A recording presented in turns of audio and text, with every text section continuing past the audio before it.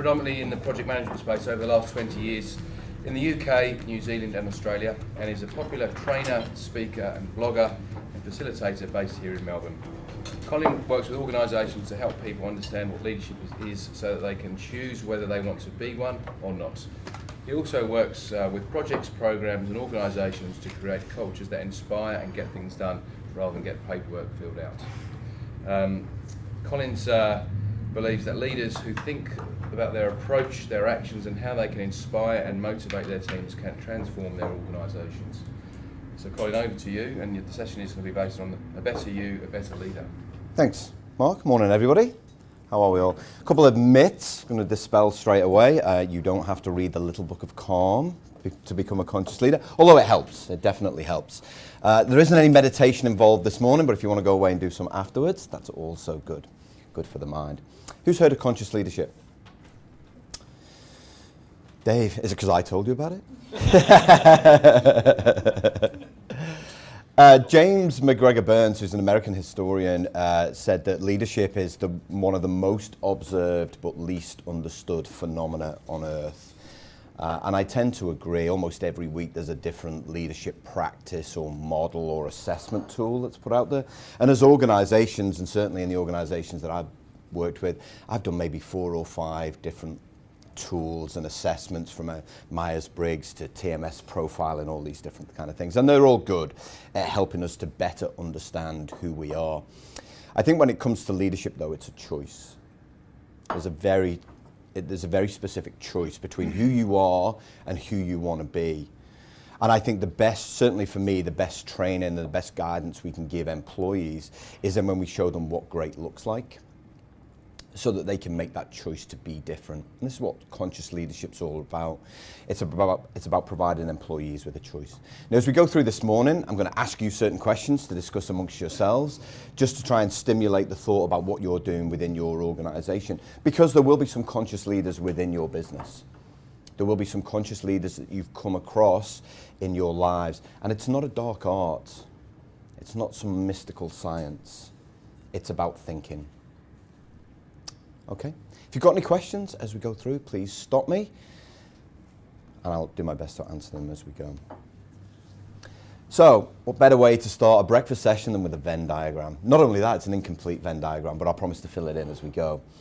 So the conscious leadership model. Conscious leaders stand for something.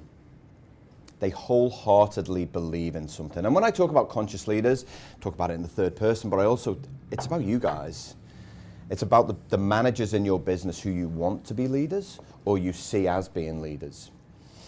The best leaders in the world, so all of those people on LinkedIn who people often quote, the Gandhis, the Bransons, the Martin Luther Kings of this world, they all stood for something. They had a vision. They had a purpose. They wanted to create a better future either for themselves, in Richard Branson's case, for the organization that he created, or as individuals, we wanted to be better at what it was that we did. And they used that purpose to develop, to motivate, and to inspire the people around them. Martin Luther King, great example. Simon Sinek, if you've come across Simon Sinek's TED Talk, talks about the fact that Martin Luther King didn't say, I have a plan. He said, I have a dream. And people bought into that dream, and they were inspired and motivated by that dream. And that was Martin Luther King's vision.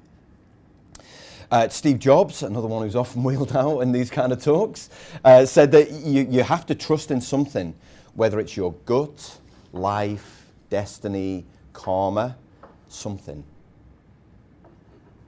Everyone has that. Everyone has that purpose. We all know what it is. We don't really talk about it. It's not something that people say, right, what's your purpose? They say, right, what do you do? And you give them a job description back. You never tell people what you stand for. But it's that thing that we stand for that motivates us. Conscious leaders bring that to the fore. They live that, and you see that on a daily basis. You also see it in your great leaders. If you think about the great leaders that you've worked for in businesses, it's because they stood for something. Has anyone worked for anyone like that? Thank God for that, Alex. That was a lifesaver. I was like, geez. Who was that, Alex? I was actually going to mention Jimmy Wood. So a fellow who worked alongside Matt and I. But Yeah, no, he's just somebody who I felt that was quite honest. Yeah. You know, in the way he led. Yeah. Kind of gave you the choice more often than not. You know, and laid it all out on the table for you. Yeah. Yeah. That's good. Anybody else? I'll leak it out of you as we go on, don't worry.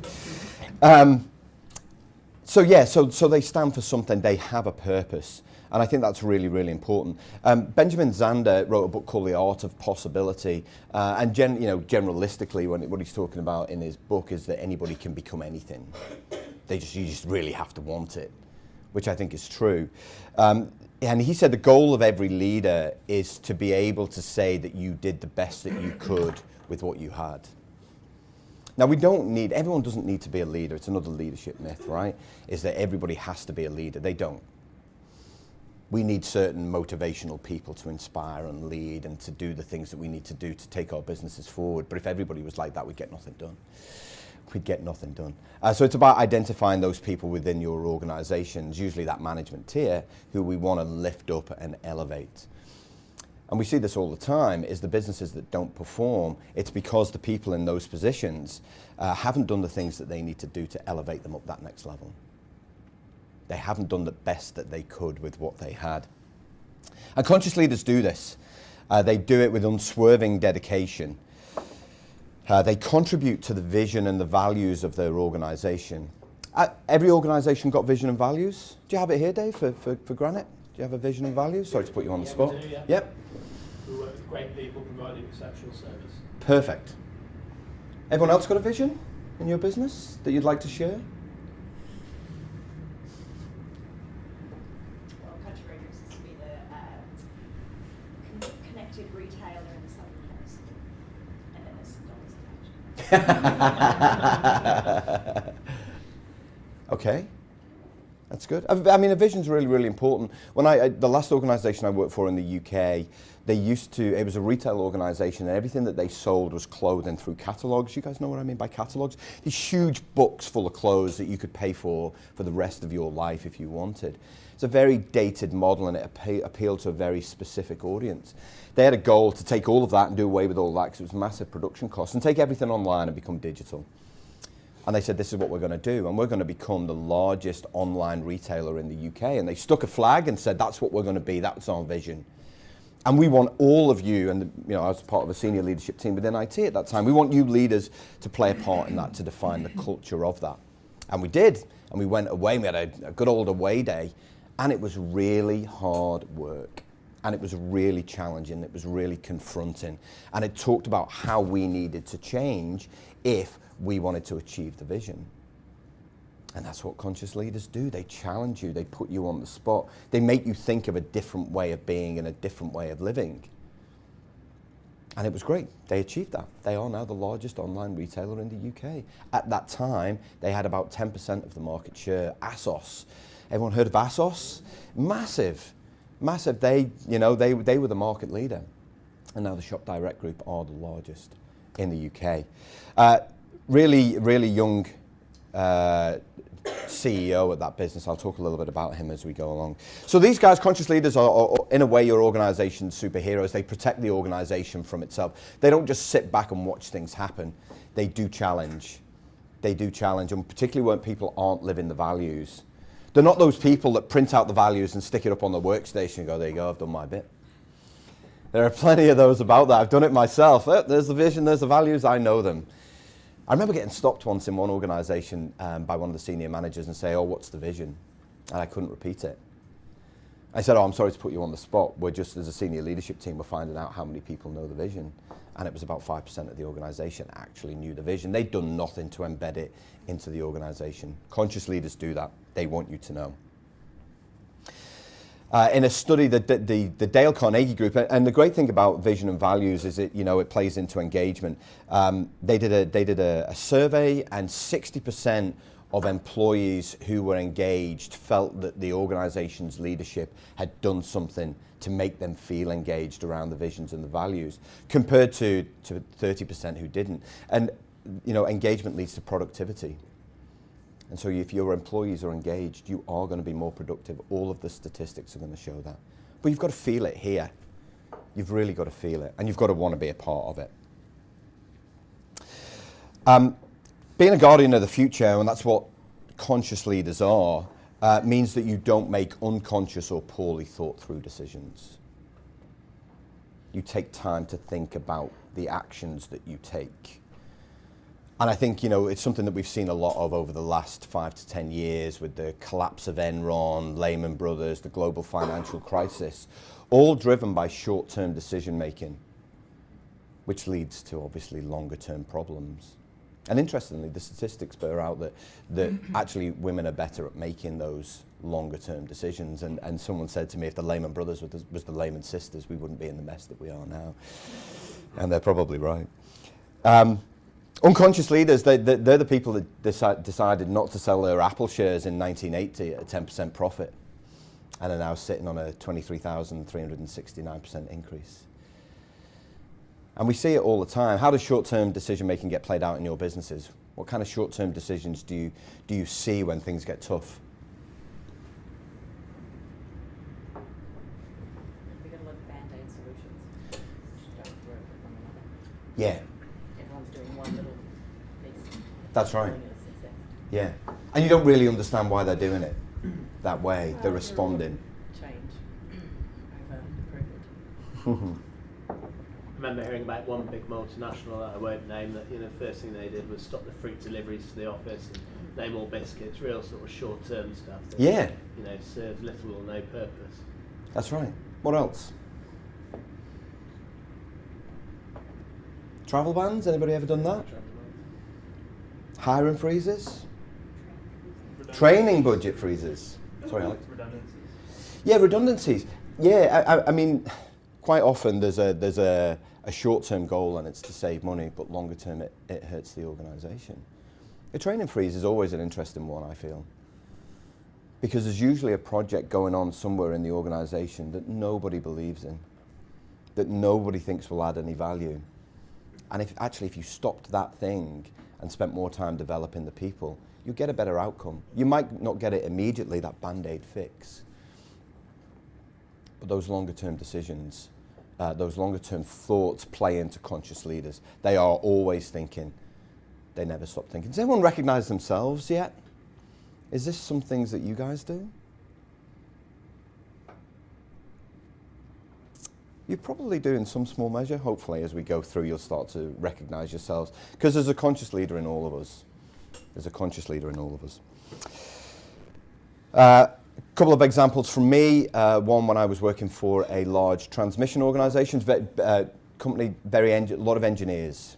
We had a newspaper delivery. We were on 13 floors. We had a newspaper delivery to every single floor of that building. They stopped delivering the papers. It cost $1.75 for the newspaper.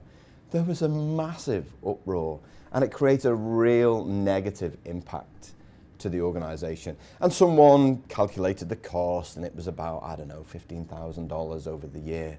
But really, $15,000 compared to this in terms of engagement? That's an example of short-term thinking. Any questions so far? So that's all about the purpose of conscious leadership. It's standing for something. It's being that lone voice. It's living the vision. It's living the values. And it's being part of something bigger that you understand. And in your organisation, if you don't understand your vision, if you don't understand your values, if you don't buy into it, you've got a couple of options. You can either change it and influence it. It's not easy just to write a new vision statement, give it to the chief executive and say, here, I think it should be this. It's to start influencing it and say, listen, we need to do more of this. This needs to be our goal. And I don't mean writing endless amounts of strategy. I think we write too much strategy. It's a personal feeling of mine. I think given the way that our world changes, it's not like 20 years ago where our world didn't really change much. When I first started work, which was a long time ago now, there was a restructure probably every 4 years. And it was a massive deal where they restructured and changed everyone's roles and responsibilities. Now it's what, 18 months? 12 months in some organisations. I'm not saying that's a bad thing because we have to continually adapt to the way that our world changes because it changes. Technology particularly changes the way we work every 6 months.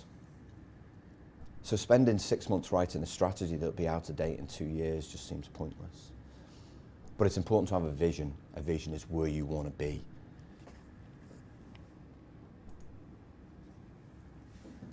Okay. Next on the conscious leadership model is who you are, because having a purpose sets you up nicely. However, the path to being a great leader and the path to being a great conscious leader starts with self-awareness. Who knows what I mean by self-awareness? What do I mean? Just awareness of your own style and how that impacts on others. Mm-hmm. Yeah, that's a really interesting point, Callum, because people usually say strengths and weaknesses. And it's partly that. It's partly knowing about yourself, but it's also partly knowing about what your style is. And there's a lot of great assessment models out there that give you a detailed report on what your style is and what it looks like. Anyone ever done those? Myers-Briggs? Yep. And you get it, and you're like, that is me.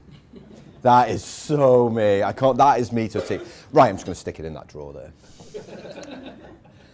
And then and when you leave and you're emptying your desk, oh yeah, there's that profile. And it's such an important tool in telling you who you are if you don't know. And none of us really knows from time to time, and we all change. But self-awareness, to be able to understand who you are, what your style is, how it impacts on others, and to be able to take feedback positively when it's given to you.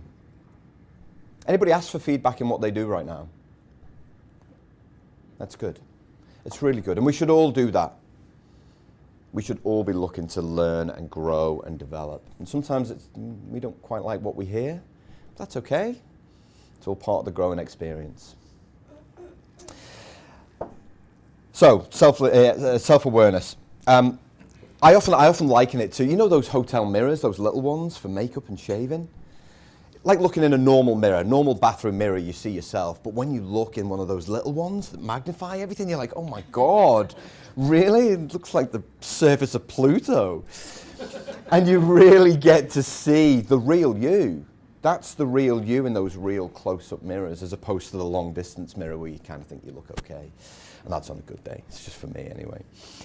It really is. Now, 87% of staff in Australia leave work and leave their jobs because of their boss. Anybody ever done that? You're not on camera, so you're all right. Yeah. It's a good thing to do, by the way. It's a good thing to do, because what are you going to do, sit and moan? I don't think so. 87%. So it's really important that we understand who we are to make sure that we retain the good people. It's really important. Rosalind Torres, in her TED Talk on what it takes to be a great leader, asked people to be courageous and drop one thing that they do from the past. And a lot of what we do, a lot of what we practice is based on our experiences. But there's always one thing that we can abandon, one thing that we can drop that doesn't work right now. So what I'm going to ask you to do while I pause for breath and take a bit of a drink is just in pairs or threes, is what's one thing that you could do differently when you go back to the office today? Just one thing. What one thing do you know about yourself that either you've heard or that you feel that you could change?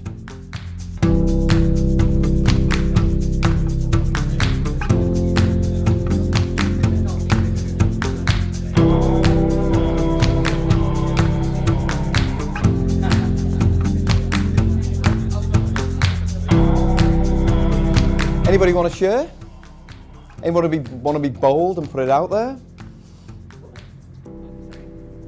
One thing I know I do is someone will start a conversation with me, and I'll start a conversation, but then I might get distracted and finish an email off. So even though, if the person said, what did I just say, I'd still invariably be able to know exactly what you've just said. The person will feel you're not properly listening to them. So That's a good one, Dave. I know I do that all the time. That's a good one. Is it something I think that's... something you've been aware of in the past? Yeah, I've been aware of it for some time. Got anything about it. You totally can. We believe in you, Yeah, Dave. yeah. You can totally do it. I was just, the environment that I work in is often quite changeable and dynamic, and just from what you were saying, keeping in mind long term and basing my decision making around longer term and making sure it's in alignment with vision rather than just being reactive to things. Good for you. Yeah. Good for you. And it's difficult to do because quite often we feel that we're in a position where we have to make a short-term Immediate decision. and you have to do something really quickly. Yeah. But maybe just pausing for a moment and thinking the longer term impact. Yeah. Good for you. Thank you. Anybody else? I was talking about sorry. probably don't ask. Basically, just run with the process, and once it's happened, it's happened. Don't really ask enough for feedback. Right, okay, look, could we have done things different there, or could I have done things differently in that approach and that approach? So probably maybe just asking for a bit more feedback. I think. Mm-hmm. Yep, that's a good one. We can all change something. It's really, really important. The training that I do around conscious leadership, it's less about me telling people what they have to be and more around them knowing more about themselves. I think once you know something about yourself, it's really up to you about how much you want to change it. I emigrated for the first time. I emigrated for the first time in 2007. And I used that as a way for me to draw a line under my life as it was right then. And I went to those people that I was working with at the time and said, listen, there are some things when I get to New Zealand I was emigrating to that I want to change. Can you tell me how my style and all of these kind of things? And I had about 4 things I wanted to change. And when I got to New Zealand, I said I would change those things. I wasn't particularly much of a conscious leader. Road rage. I did a lot of road rage then. Anyone do road rage? It's the most ridiculous thing in the world, road rage, right? It's the most pointless thing. It really is the most pointless thing. And it saddens me so much when I hear about incidents involving road rage. Because what's the point? So someone wants to get somewhere more quickly than you, so what? Unless you've got someone in the back of your car who's really badly injured, you need to get to a hospital, then you would be annoyed. Otherwise, so what? So they did something that you wouldn't have done? Okay. The most pointless thing, I changed that. I'm not going to get angry behind a wheel because I wouldn't get angry like that into someone's face. I wouldn't shout and scream in someone's face. So why is it okay to do it with a couple of layers of aluminium or whatever the hell it is between us? It's not okay. So I changed that. I also found that I was one of those people that liked to dominate the conversation. I hadn't really realized that until someone said, you like to dominate the conversation.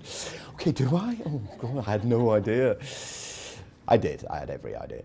And it was something that I changed. So ask for that feedback. But you need to want to change it, and that's the important thing. In terms of changing, I do try to say to someone, I'm just finishing an email. Good for you, Dave. You're trying. I like it. Yeah, and it's sometimes it's a good way to do it, so sort of recognising, because we all have things when people come up to the desk at work, right? So can I just talk to you about this, and they're midway through a task, it can be quite frustrating. So I think it happens to most people on a daily basis. It's like, I'm just finishing this and I'll be with you. Yeah, there was one organisation that I worked with, and one of the leaders had a tendency to start talking over. And I'll talk about that in a second. It's more about active listening. Started talking over when people were talking. So he said, I'm really aware of this, but I don't know what to do about it. So I spoke to his team and said, we're going to get your team to stop talking. Because what would happen, it would be like this verbal confrontation. People would just keep talking at each other, but no one would really understand what the message was. I said, I'm going to get your team to stop talking as soon as you start talking over them. So Callum and I would be having a conversation. I'd be talking to Callum. Callum would start talking, and I would just stop dead. And honestly, after about 2 weeks, it completely changed because he realised that no one was actually talking to him anymore. People would just stop talking as soon as he started talking. It was really interesting, really interesting. Okay, so self-awareness, that thing that you can change today. And it's great to hear some of the examples around the room because we do know what these are. And for people who think that leopards can't change their spots, know this. Leopards don't have spots. Never understood that phrase. Cheetahs have spots. I don't know why. Leopards, we'd say about leopards. If anything, leopards have leopard skin.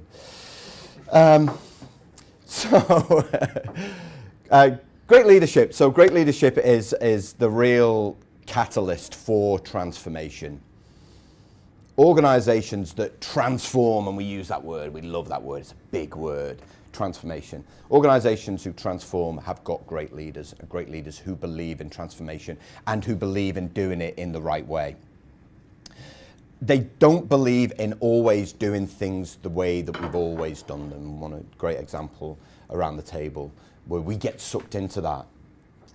And we get sucked into thinking, oh, but that hasn't worked before. Oh, no, we've tried that, doesn't work. No, it doesn't work. They're open to the possibility. And they know that in order to transform and in order to change, it starts with them.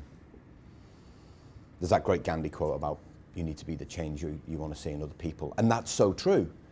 To change anybody, to change anything, you have to live it and breathe it. We talked about the vision, but you have to be the change. So if there's something that you don't want, so quite often you'll hear, our meetings are rubbish.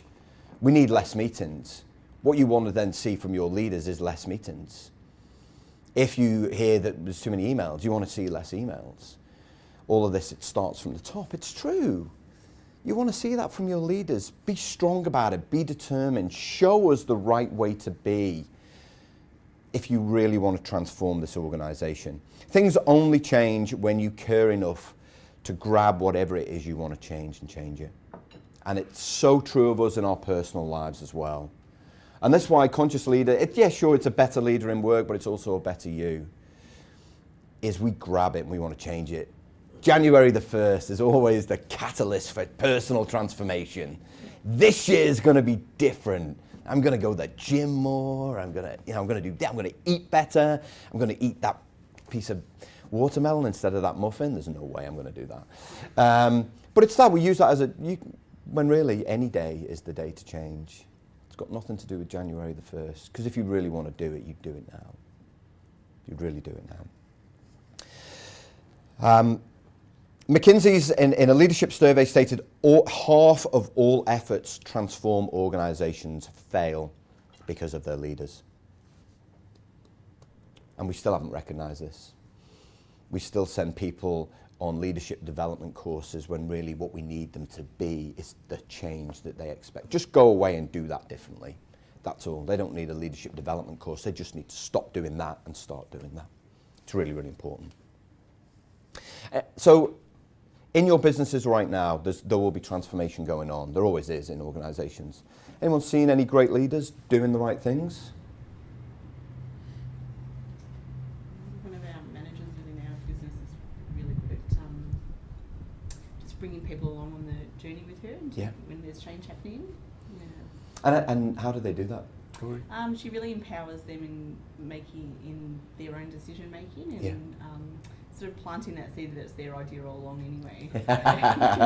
Yeah, but then you make really it your idea. Yeah, that's great.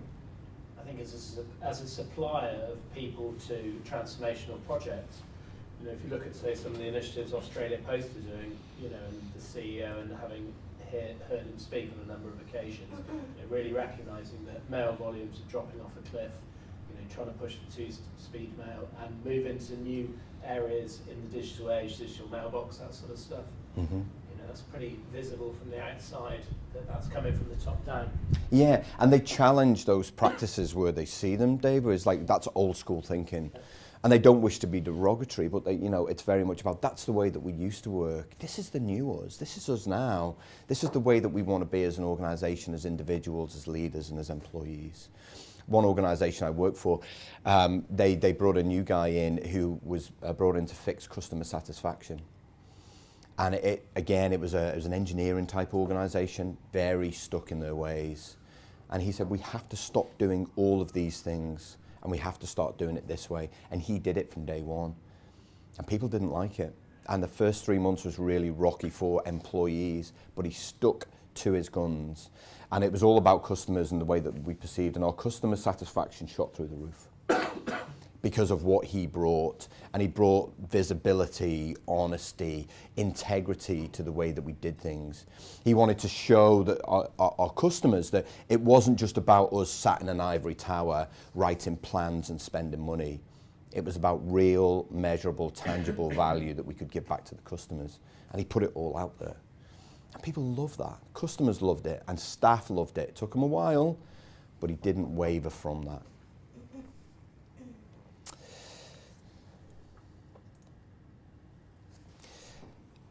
So in my experience, people don't want to come to work and moan. They really don't. Anybody have any moaners in their organisation? Of course you do. Everyone does. Anyone been one of those? No, you guys are great. What a great audience. You're all worried that the camera's on you, right? Yes, it's me. We don't want to go to work and moan. We spend more time at work than we do with our loved ones. We definitely don't want it to be an unpleasurable experience. And when we're in the office and we're moaning, we realise that it's as pointless as a suntan in the Olympics. Although I did enter that once and got bronze. Love the collective groan. Oh, dear. It's a pointless thing. People want to be loved, they want to be cared for. A lot of male leaders don't like me using the word love. Sorry to male leaders about that, but we do. It's one of those things where you want people to take an interest in you. And I don't mean you come to work and you empty your personal life on the table. But as leaders, conscious leaders, they sit down and they talk to you. They talk to you like a human being. And they say, hey Nadia, how was your weekend? And they listen. And they want to know what you did. Not only that, they remember it. Every Monday, when in my permanent roles, I used to take my leadership team for breakfast. It cost me about 40 bucks every Monday morning. And it was the best 40 bucks I'd spent all week. Because I got to find out about them as people, what they did. It was never about work. We did that afterwards. It was never about work. It was about that kind of lead in from the weekend. Because Monday mornings suck, right? You just had a great weekend and oh my God, you're back at work. And people don't make it easy for themselves. They're straight back at their desks and they're writing emails. No, let's go to a cafe. Let's have a little bit of breakfast. It's not unproductive because it's about making people cared for. Find out about their weekends, their families, so that you understand them as individuals. And research by the Creative Leadership Group found that interpersonal skills is one of the key deficits that leaders have right now. We don't take the time to understand our staff. Anybody take their staff for coffee? Why do we do that? Build trust and rapport. Out of the environment, I like going out, my coffee meetings, kind of out of that environment. Yep. You feel like it's a bit more personal and you get that different feel rather than sat in a meeting, That's right. Yeah, you want to treat them like a human being. What would you do with your friends? You'd go for a coffee. You'd go for coffee. And it's great that we have that as part of our culture. There's a time to do it, of course, and there's a time not to do it. But when you want, and particularly where performance hasn't been up to scratch, the first thing you do is talk to them like a human being. And say, hey, what's up? What's going on? You're not performing in the way that you would normally do. I just want to make sure everything's okay. And it's a different approach as a conscious leader than it is as a manager. A manager's very transactional. Conscious leaders, we take the time to think about people as human beings. And we all want to be loved and cared for. We really, really do. And when we've got that engagement, it's very easy to hear the things that aren't being said. Does everyone understand what I mean by that? How would we do that? How do we hear the things that aren't being said?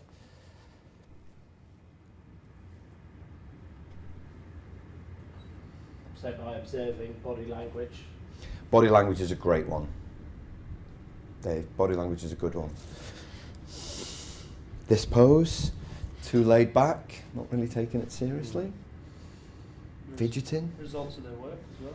Results of their work is a good one as well, Alex, because that's kind of immediate and you can see it. Just that slight change in results, or that slight change in performance, that slight change in the hours that they keep. Conscious leaders notice those things. They're very slight, they're very different, but we're aware of the things. We're aware, we're constantly looking at people, we're observing people. Anyone like people watching? I love people watching, just sat in a cafe at a window and just watching the world go by and thinking, oh, I wonder what they're thinking. It's something that you do as kids, right? Is, oh, I wonder where they're going, and try and place yourself into that person's life. And as conscious leaders, we do that. We look for those little nuances, those little signs, because it's really important. Active listening, I mentioned active listening before. Tanya Drollinger came up with 3 scales for active listening. Sensing is where we not only listen to what's being said, we're looking at the kind of body language and performance and all of those other things. Processing, so we take the time to think about what's been said. We take the think about what we're seeing before responding. It's a 3-step process. One of the things I really, really don't like is when people start talking over me. It's something I just really don't like, because it means that the immediate statement that you're sending is that I'm not listening to you. The thing that is in my head is way more important than what you're talking about. So before you're finished with your thing, I'm just going to tell you my thing. And that might not be the case. I understand that. It might not be the case. But that's the message, the very clear message that it sends out. Active listening is all about waiting for that person to stop talking, thinking about what they've said, sensing how they've said it before processing it and then responding appropriately. And the right response might be, hey, listen, I just need a minute to think about that, and then I'll come back to you, rather than saying something that we regret. And we've done it. We've done it in arguments at home, and in the office as well. Now, it's okay to challenge in the office. It's good. And arguments aren't really great. They're not really constructive. They don't really achieve anything, except you've got 2 entrenchments now where you didn't have it before. But taking the time to think and listen is really, really important. Immediately after we listen to someone, we forget 50% of what they've said. So I hope you're wheedling out all the stuff that you want to remember from this morning's session. It was really good. What did he talk about? There was that one thing about me changing something. What was it? 50%. Now, with my 9-year-old boy, I have to insert the word Minecraft into every sentence to make sure that he listens. Hey, dude, it's your turn to empty the Minecraft dishwasher. What was that about Minecraft, Dad? There's a dishwasher. It's time to clean your Minecraft teeth. What was that, Dad, about Minecraft? So we have to find the right language, the right way to get people to listen as well. But active listening, very, very important. Anybody, what does active listening mean to you guys? Something that you practice? Do you think about it? Yeah? I had a boss once who used to say 2 ears, 1 mouth, use them in direct proportions. Yeah. Yeah, something that we're taught as kids, right? Yeah. You've got 2 ears, 1 mouth for a reason. Because it would look really weird the other way around. But it's true, 2 ears, 1 mouth, absolutely right. We talk at a 1,000 words per minute. We think at 1,000 words per minute, but we listen at 125 words per minute, which is a pretty startling statistic, really. And it shows you that our brain is constantly working. Okay. Practices to complete the diagram. Purpose, so you've got something that you stand for, you know who you are, and now it's the way that you go about your job and how you apply that, not only to your job, but to your personal life too. Conscious leaders think long and hard about how they communicate. Callum and I were just talking there about communication. Long emails, hate long emails. It's one of those things, I don't hate anything, I dislike long emails. They're the bane of my life because you can usually have it said in a 30-second conversation. There's a time for a longer email, and that's when you're confirming a conversation, I always feel. But conscious leaders think about these things. What's the right communication mechanism for me to use at this point in time? Not only that, what's the right way for me to say it? Because complexity is rife in our organizations. Even conscious leadership. I read something about conscious leadership recently, and it was something like conscious leadership prefers EQ over IQ with a dab of SQ along with some SYQ. Because if you succeed, you'll be working in HQ, invited to the company BBQ, after which, if you're lucky, you'll be on the cover of GQ. So, it's about taking that complex message and turning it into something that actually means something. Lots of texts out there about making things easy to understand. Einstein said, if you can't explain something simply, you don't understand it well enough. And we deal in complexity in organizations because we think it makes us sound good or smart, or it's just the way that we do things. And then we wonder why things have been misunderstood, misinterpreted. We wonder why there's ambiguity in our organizations. It's because we don't take the opportunity to change and make things easy to understand for our staff and for ourselves. Again, making something easy to understand takes time. That's all it takes, time and thoughts. What's the right way for me to say this so people understand it and get it and they go away with a positive message? How complex would you say your organizations are on a scale of 1 to 10, with 1 being not complex at all, it's great, I love working here, to 10 being it's ridiculous? What would you say quickly around the room, 1 to 10? Colin? 7. 7. 5. Pockets of 10. I agree. Yeah, it fluctuates between 10 and 5 probably. About 4, I'd say. 3 or 4. I would say 8. I'd probably say 4 or 5. 4. 3. 3 or 4. Good, good. Thinking about it. We're thinking about it. And always think about it. How complex is this email on a scale of 1 to 10? What's the possibility that it might be misinterpreted? Always think about that scale, that 1 to 10 scale, and make it easy to understand. You can usually say things in a couple of lines. You don't need all of the fluff around it. I read a blog on LinkedIn just yesterday, and it was a really long blog, but it was something that I was really interested in, so I wanted to make sure that I didn't miss really important content. So I read it all, and it took me about 15 minutes. And the first comment that I read at the bottom was, "This was a really good blog. I felt that after the first paragraph, you could have stopped." I thought, oh my God, yeah, that's kind of what I wanted to write, but someone was honest and put it straight out there. They turned it into this hugely complex thing, and the message was right there in that first paragraph. I think that's important. Once you've simplified your organization, you can free up time and create an environment of innovation. And we're great at talking about innovation and collaboration, those buzzwords we use right now. We need to be more innovative. We need to collaborate more. It's really easy to be more innovative. It's really, really easy. All you need is time. All you need is to set aside time to say, right, here's a current problem that we've got. Here's a current challenge that we face. What can we do that's different than that we do now? I'm going to take you out of your business as usual environment. I'm going to stick you in a room. I'm going to buy you some chocolate biscuits. We've got a whiteboard there, flip top, whatever you need. Let's just think about it. Any organizations do that? Yeah, that's good, David. Anybody else? You do that in IT? What else? That's good. Take time to innovate. Because quite more often than not, we don't. Conscious leaders think about these things. Mark Zuckerberg, the riskiest thing to do is to take no risks. This guy, everyone know who this guy is in the bottom right-hand corner? Facebook.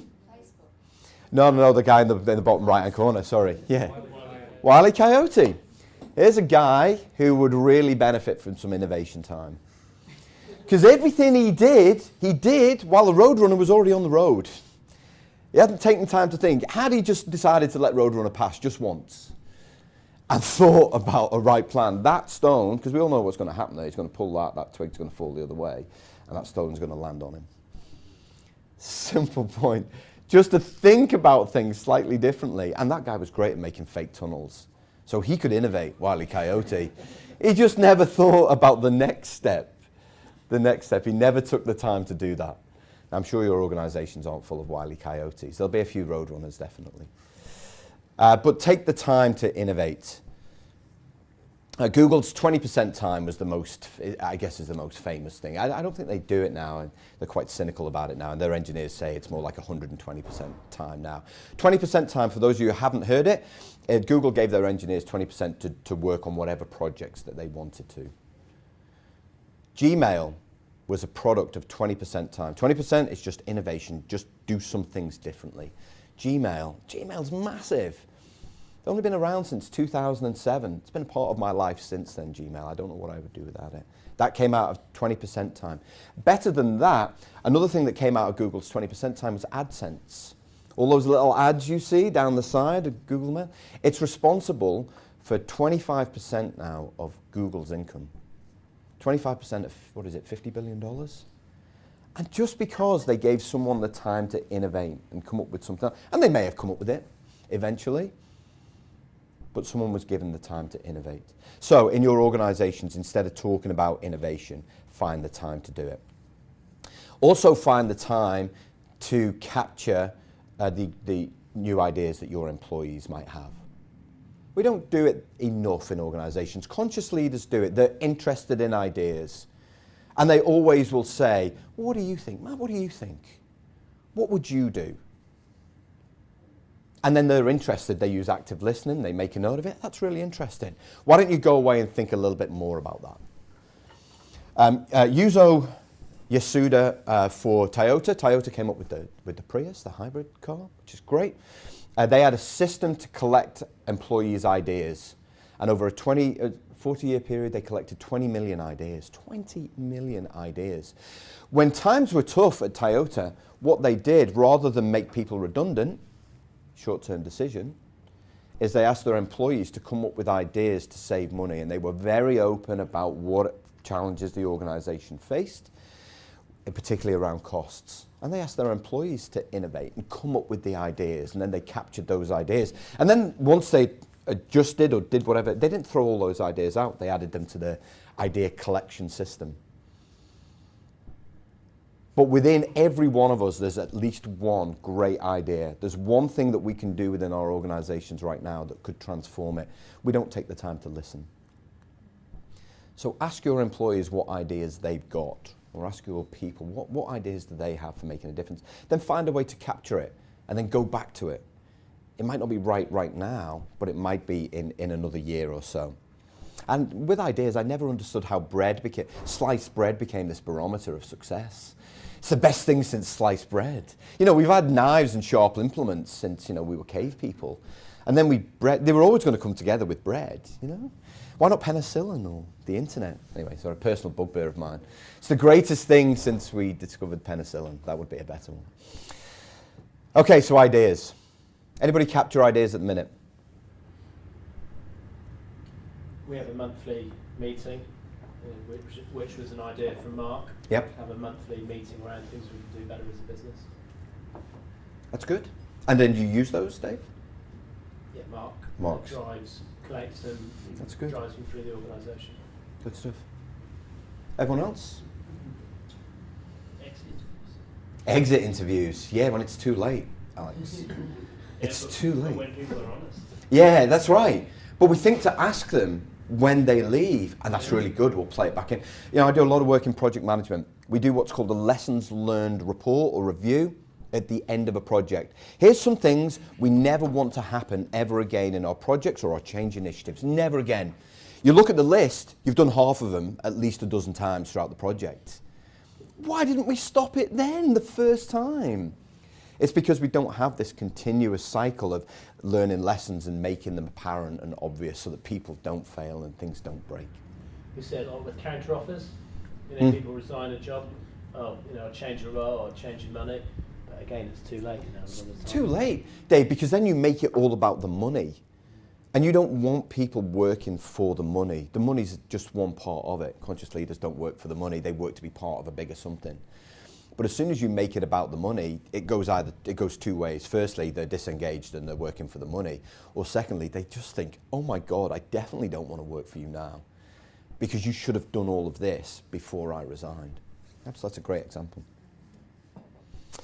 Conscious leaders think about how each person wants to be treated, and that's empathy in action. We hear a lot about empathy at the minute. We need to be more empathetic. And it's not about you thinking how you would like to be treated. It's about you thinking how Tori would want to be treated, or how Matt would want to be treated, or how Alex would want to be treated. You put yourself in their shoes. But you can't do that as if you don't understand your employees and who they are. And that comes back to that caring and feeling that you have for your employees and taking the time to get to know them. You can't be empathetic towards them unless you know the kind of people that they are. But we want to be treated with respect. And we want that recognition. And it's really important for job satisfaction. It's really important for employee retention. That's a really good segue. We don't want our best people to leave our organizations. And organizations whose leaders are more empathetic, the retention rate is much higher than those that leave. Okay, got a couple of minutes left. So, steps to conscious leadership. So what can you do the second that you leave this room? Hopefully you're going to leave with some good intentions. Hopefully you're going to leave with some new thoughts about who you are and what conscious leadership is. Conscious leadership, everyone can do it. You have to change. You have to change. No one can do it but you. I can come and talk for a day, and I can come and give you all of the information about what conscious leadership looks like, and at the end of it we can paint a picture of what that looks like. If you want to be that person, you have to do it. No one else is going to do it for you.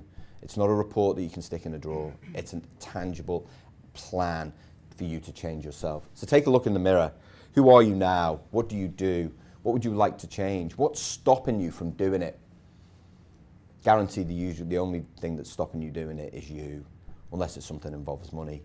In which case, stop doing something else to save some money so that you can do that thing because it's more important. So take a look in the mirror. Take a long, hard look in the mirror. The second thing is to take an interest in others, and I do mean a genuine interest in others. Talk to them more. They're not just employees in your organisation. They're people that add real value, and they want to be thanked. And saying thank you costs absolutely nothing. Costs nothing. So say thank you once in a while. Write a note, write a card, stick a post-it note on someone's screen. Shout them a coffee, shout them lunch. Say thank you in the right way. You'll be amazed at what that does. You know, I write little cards, handwrite them, just to say thank you. People love that. And that's the important thing about gratitude, is it makes people loyal, not only to the organisation, but to what you are trying to create. You know, I worked in technology for a long, long time, and they're quite they were quite unconscious environments, until I worked in one organisation where the CIO that I worked for, he really cared for his employees, and he showed that gratitude, and I realised it was less about the environment and more about the leaders, and that's what really opened my eye to leadership, and that was in 2006. And the last one is to bring the real you to work, and this is an interesting one. I don't mean come in your flip-flops or your jandals or whatever it might be, but bringing the real you to work is the person you are at home, because why would you be anybody different? People are like, oh, I've got to put on my work face. No, you don't really.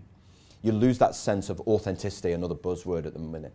The authentic you is the people who you are with your friends, the person that you want to be. Okay? You might need to make some slight adjustments for work, but it's still the real you. And the question to always ask yourself is, would my family recognize me at work? There was one person that I worked for, just completely unconscious in the way he went about things. And I spoke to his partner, and she said, I can't believe some of the things that people have told me about her husband. She's like, he's not like that at all at home. He's this big puppy dog. Don't tell him I said that, with the kids. And he's so much fun, and this guy wasn't fun in the office. He didn't create that kind of environment. So your family should be able to recognize you in work and out of work, and it's exactly the same person. That's what it means to be a conscious leader. Finally, most importantly, you should only surround yourself with those people who can make you better at being you. Too often we surround ourselves with people who bring us down to some place that we don't want to be. And we never challenge that behavior that we see in others. Be around people who inspire you, in work and out of work, people who care about you, people who want to know about you, who ask questions about you to make you better at being you. It's really, really important. And that's the essence of conscious leadership. Not a dark art, just something hard that we need to work at. But having done it, it makes you feel so much better. Trust me, you never stop working, you never stop learning, you never stop developing as a person. But you feel really happy and content with who you are, and at the end of the day, who doesn't want that? Thank you. Thank you for everyone, firstly, for attending, and Colin, thank you for facilitating a brilliant discussion. Thanks very much. Thank you. Thank you.